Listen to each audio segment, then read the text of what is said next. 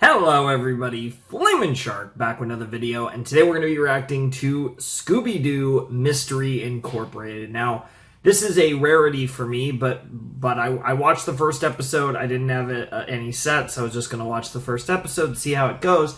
Surprisingly, between when I dropped the first episode and now, and I waited until the night before. I'm recording this about, I think, 9:30 at night, so about 14 and a half hours before this video should hopefully go up. And I don't have any set stills, which is perfectly fine, but it does mean I'm going blind. So I don't know what I'm reacting to today. I'm definitely reacting to episode 2, and I'm definitely reacting to episode 3 of Mystery Incorporated. Most likely I'm just going to do 2 to 4. But if I'm feeling like stopping after 3, I will. If I feel like I'm stopping after 4, which is what I'm... Tentatively, this will probably be 2 to 4. If I want to go further, it might be 2 to 5. Could be more. But I am probably just going to do 2 to 4 because I am recording multiple videos tonight. I want to get Haikyuu done, and I might even get JoJo's done because I already have the first 2 videos of the Slot 4 series recorded. And I'll probably be finishing that series the next couple days anyways. But, yeah, because I'm going to record this, again, probably Haikyuu, maybe even JoJo's today. I want to start to, because then at that point I'd actually be a good almost week ahead of my videos, which would be pretty cool. It's been a while since I've been that far ahead. But, yeah, I'm really excited for some Scooby-Doo. This should be fun. I really enjoyed the first episode. Obviously, I'm familiar with the main cast, but we did meet a few new characters. There's all the parents. Didn't really catch their names or wrote their names down. I did write down Angel Dynamite. That was the girl that looked like they go to like a radio station, and I caught her name. And then there was, of course, the meme at the end with Mr. E, which of course is Mr. E, but it's also mystery, and we will see who that potentially could be. Like I said, so far, the biggest suspect, I would say, of who the mystery of mystery would be Fred's dad, but that does seem unlikely. But just out of the basically no evidence we have coming out of the first episode, that's my best guess so far. I will continue to update you guys, probably after every video, as to my theories, and anytime I have any thoughts about it, I'll probably bring it up. So that'll be fun. I imagine that's going to probably get revealed at the end of Season 1. Maybe even later, who knows? Maybe sooner, who knows? But most likely at the end of Season 1, if I had to guess. But I'm excited for that. And yeah, I think a lot of people were excited to see that I'm doing this show. And I'm excited for it. I think it'll be a lot of fun. I think it'll be something that should be really enjoyable. And I think at its worst, it's going to be Scooby-Doo. And at its best, perhaps, something a little more. But, yeah, I don't really have any predictions. We're going to have the gang's going to have to solve a mystery. That's my prediction. That's my actual prediction on what's going to happen every episode in this set, however many we do. But again, I would assume it's 2 to 4. It might not be 2 to 4, but I'm going to assume it's going to be 2 to 4, most likely. So anyways, let's jump into episode number 2 of Scooby-Doo Mystery Incorporated in 3, 2, 1, and... play.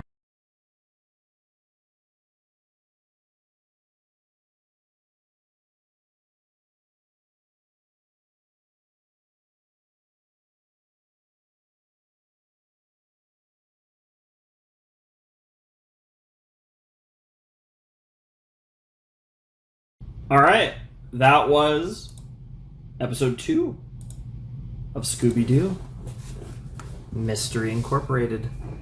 And, yeah, that was fun. I mean, who doesn't like some good old Scooby-Doo? But, yeah, that was pretty cool. That was a really basic mystery. I feel like the one in episode 1 was a bit more complex. Like, that one, I don't even know if that one constitutes a mystery. It was so simplistic. Obviously, the most interesting parts were the beginning and end with Mr. E, basically telling them, hey, there's something going on in Gatorsburg, so that they would look into it, and then at the end somehow saved their somehow put their engine in. So the engine thing now, so far 2 episodes in, the one person that's had some connection to both cases besides of course the team, like the Mystery Inc. team, is the sheriff.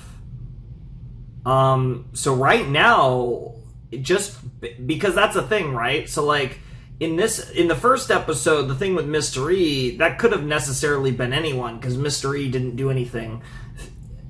either do anything physical or help with anything physical. Whereas in episode 2, someone put their engine back in the car, which means that someone who either is Mystery or is in direct association with Mystery physically did something. Now, this links the sheriff. Now, again, the sheriff, that still, I think, makes my theory that it's Mayor Jones quite likely.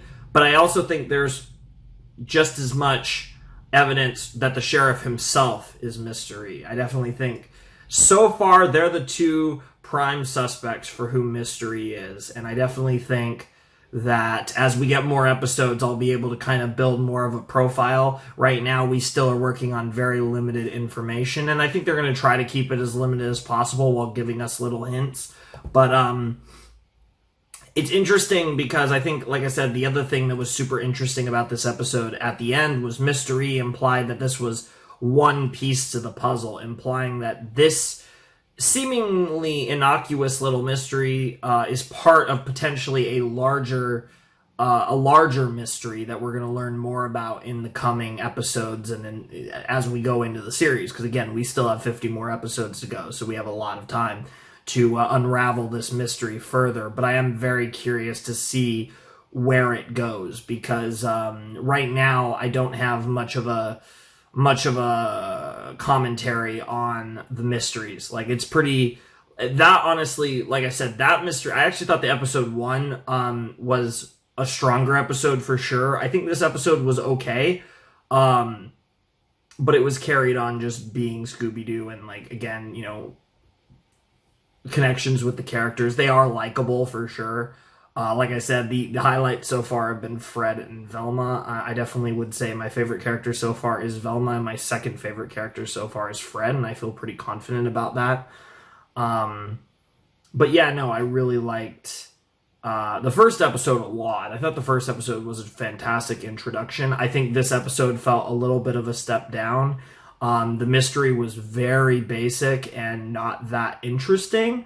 And I think that'll probably be hit or miss over the course of the series. But I think what I thought was kind of weird is like there wasn't even a remote level of intrigue over who was responsible for the mystery. It was literally every character introduced in this episode, besides, I guess, the mailman, was responsible for this mystery. So that was kind of a little lame in my opinion. But I get the feeling that I understand, though, to some extent, that in a 22-episode time slot, you are somewhat limited when you have to resolve the mystery in the same episode, and that's kind of where the great intrigue of this show is going to come from, the overarching mystery that's going to span the entire series, whatever Mr. E is building up to.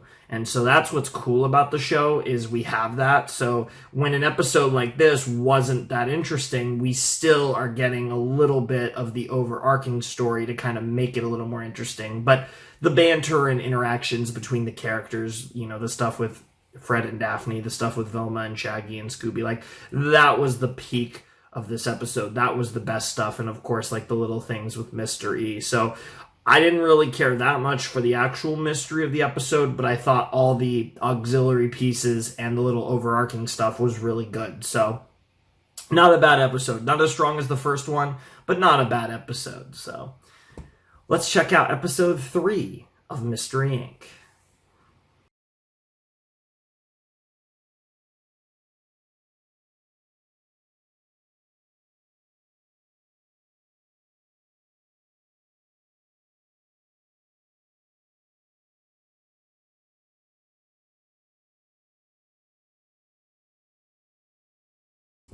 I mean, like, just to keep it simple, that one was just way more interesting because we had a fun episode. Like I said, we had it wasn't incredibly obvious. We had an obvious person, but they figured it out. And so once they figured out figured out the mystery. Like, that's the classic Scooby-Doo thing, where it's like, if they have a good hunch on who's the culprit, it's someone else. And that's like the classic Scooby-Doo plot twist, is it's always someone different from who they're thinking. So in this episode, it was like, oh, there was the obvious person, but once they were like, it's got to be this person, then you basically know it's not that person. That's like the classic Scooby-Doo misdirect trope they do all the time, which is one of the things that, like, I thought was weird about episode 2, because episode 2 didn't do the misdirect trope. It was just direct as hell. It was super obvious, and there was no misdirect. It was just, that was it. So this episode was fun. We got a lot of good stuff in here. We had a ghost rig, a ghost truck that was doing stuff. People stealing crystal doorknobs. Like, that's memes. Daphne went on a date with the guy who ended up being the criminal. And that was cool, because we got to see, again, further emphasizing just how in love with Fred Daphne is, which is so far been probably the funniest thing in the show outside of horny Velma. I mean, Fred's just total neglect of Daphne in favor of his literal traps is like I said, second maybe only to horny Velma as far as the funniest gimmicks in this show right now, because it's funny. And yeah, there was a lot of good stuff there.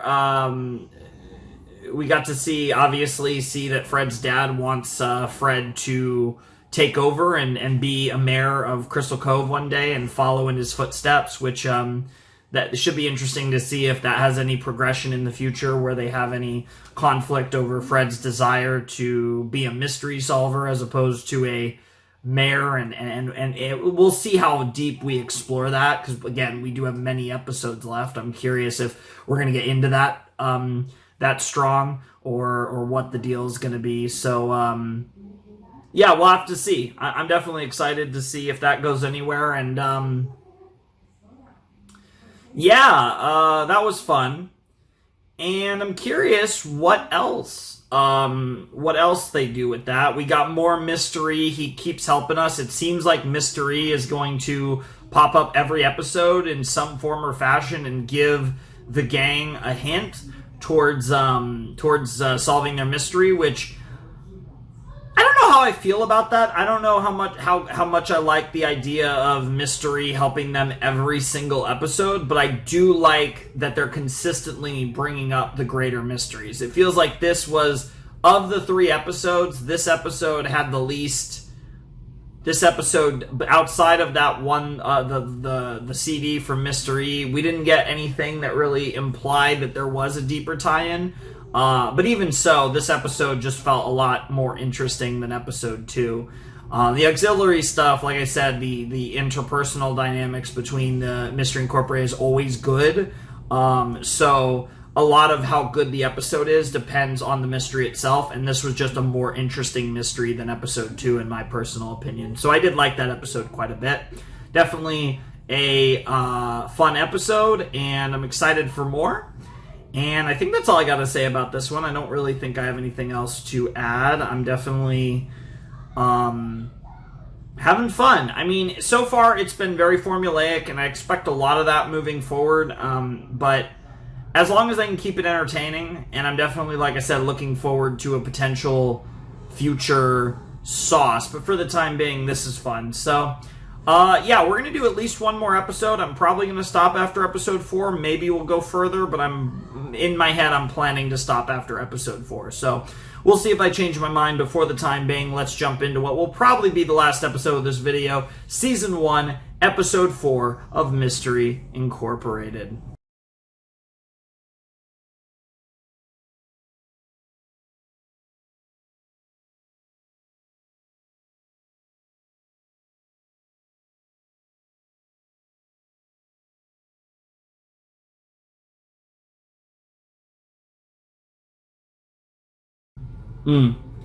That was good. That actually worked out quite well as a set. So far, so good. Like I said, I'm kind of playing these by feel. But my gut, I was just kind of thinking 3 episodes, and it feels like that worked out. Of course, what's going to end up happening is episode 5 is going to end up being insane, but it's fine. it's not a big deal. All right, that was episode 4 of Mystery Incorporated, and what I think was really interesting, the thing that I alluded to a couple minutes ago that I wanted to talk about was my issue with episode 2 was the mystery was way too easy to solve. Episode 3, the mystery was, I feel like, standard Scooby-Doo, where there was the obvious suspect, the gang starts to think it's that person, and they give us the misdirect. Episode 4 followed that pattern, which almost all of them are going to, unless they try to double fake us and make the obvious person the actual person. But this one was not an like the fake out was obvious, but the actual person who did it was not even obvious at all, and it was heavily detail oriented, and you had to be paying very close attention to catch it. So what I liked about this set was episode 2, super obvious. Episode 3, obvious if not the most obvious, but still very obvious if you're really paying attention, you're used to mystery format. Episode 4 was legitimately not easy to solve. You know, it looks obvious in hindsight, but it was a lot more detail-oriented. I like that each episode in this set was more difficult than the last, and that implies that most of the mysteries we're probably going to get this season are not going to be very obvious, because just in these episodes, they were getting progressively less and less obvious. So I think there's a very quantifiable pattern of things getting more and more difficult over time, getting less and less obvious over time.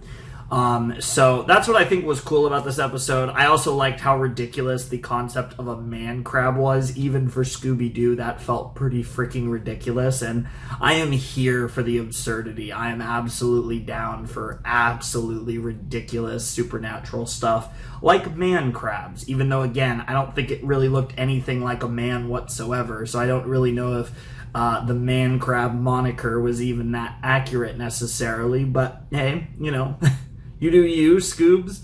I think the other thing I really liked about this episode was, like I said, so far out of this set, this episode had the most connections to unresolved mysteries.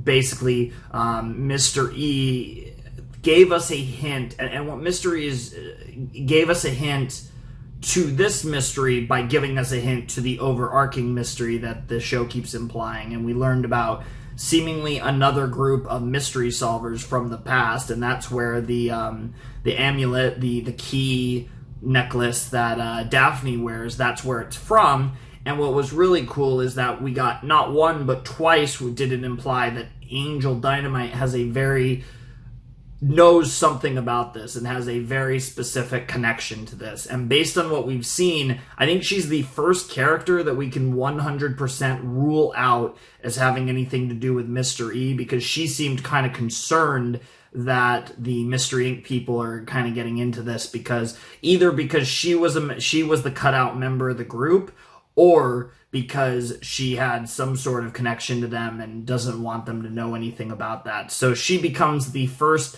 while she kind of becomes arguably the single most sus character, she also becomes the first character that I feel like I can confidently rule out as having anything to do with Mr. E. Kind of funny how that works, because obviously she's hiding something, but in that fact, that kind of rules her out of being Mr. E. Obviously, she was also there when they got the message, but of course, there's always the possibility that Mr. E refers to multiple people. I think there's actually a very good chance that Mr. E is going to be either a pair or a group of individuals, potentially. I actually wouldn't be surprised, but we'll see what happens. Because, yeah, all of those students were missing, but I wouldn't be surprised if the one that got cut out is actually not missing and is someone around town. We'll have to see where it goes. But that was a really fun episode. Maybe the best episode in this set. I think 3 and 4 were both really fun. I really enjoyed them. I think 4 had the most satisfying conclusion to the mystery. 3 was easy to figure out, whereas 4 wasn't. And so I think that was fun. But I also think, like I said, I appreciated 4 for its character development. We got the first true sign that Fred actually cares about Daphne in a different way than the other members of the group. And that was cute. We had more frustration from Velma's perspective in regards to her relationship with Shaggy. But Fred and Daphne actually had a development in their relationship. So seeing character progression, seeing development in that, in this early is great to see. It shows that they're not necessarily, spinning their tires. We actually made a progression in the Fred-Daphne storyline, which I actually expected would take a lot longer than the Velma Shaggy one. I feel like that's going to get moving a lot quicker, potentially towards them not being very together quite soon, at the rate it's going, because it's not going well. Whereas the Fred-Daphne one, is a little different. But yeah, I really liked that episode. I think it was probably the best one, but episode 3 was really good too. I thought the character interactions were great in that one. And I have to say, he's amusing. I don't dislike him, but I honestly think out of the 4 main potatoes, because I feel like Scooby is kind of he's Scooby. He's the gimmick, right? He's the brand. He's kind of separate. Like, he's cool, but I don't really rate him against the other characters. I think the four main human characters, Shaggy, Fred, Velma, and Daphne, kind of rate against each other. And I would say that of the 4, he's been my least favorite, because I think he's been okay, and in some points even kind of like a little annoying.